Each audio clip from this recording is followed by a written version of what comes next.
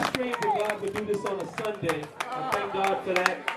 And the thing that strikes me the most about being here in Hollis, Queens, first of all, seeing all my people like Ed Lover, who I love, and Darryl Woods over there, and Butter Love, and Smith, and then I got my first publicist behind me, Bill Adler, and Heidi, and all the people, and I see Jay's cousin Doc there, and of course, Mrs. Marcel and Marvin, and all the different people that are out here. The thing that touches me the most about being out here is it feels like yesterday to me. Now that might sound cliche, but when I walk up and down these blocks, it does feel like I just left here. You know, I remember 192. I know Jay lived on 2/3. I think Deep lived on 197. But I lived right down that block. That block. This is 25th Street is the record when we made my Adidas standing on. And I walked up and down from here every day for a long time, and we developed my Adidas on this corner, Suck MCs from around here. And we used to see Crazy Ed Lover coming from Murdoch down here, back and forth. Just as crazy as he is on the radio, he's the same exact dude that I remember. And of course, we got Orville here, who I got to give a shout out to your shop to make sure they buy the burgers right. We all hung on 2/3 Street. And you know, I thank God that when they told me about this, they told me kind of late. They made the date and they told me. But the thing that touched me the most when I realized is that this thing is bigger than me indeed. This thing is about God giving us an opportunity to express ourselves through hip-hop. And he's given us a way out.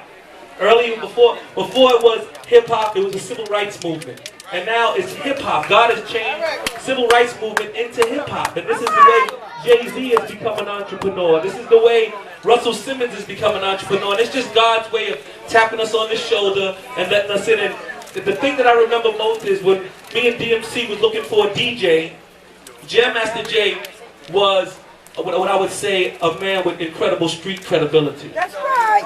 He had amazing street credibility, but one thing that Jay didn't do is if you wasn't as cool as Jay, which we wasn't as cool, let me get that established, he would always reach out to whoever.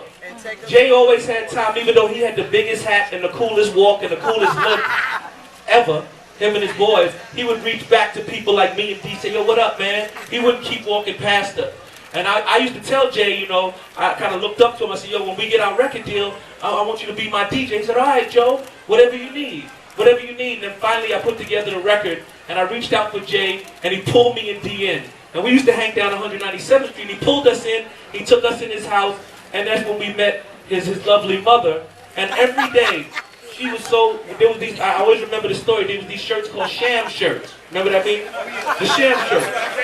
The sham shirts. And you'd be lucky if you got one. But Jay's mother was so amazing that me and Dee watched her every day for it seemed like a week bring home a different sham shirt. And we was jealous like, my God, you might have had none, I think I had one. I seen a green one come through the door, a blue one come through, and I didn't know, little did I know she was studying all this time, and we'd be in her living room, DJing and rapping, and she let us in, and whoever else Jay said. And if it got late, we could spend the night at Jay's house. And I remember Marvin being there, this is my brother Marvin. And then his cousin Doc came around from Brooklyn. And we went and brought turntables. And the thing that, we wouldn't have been able to launch Run DMC if it wasn't for the parents.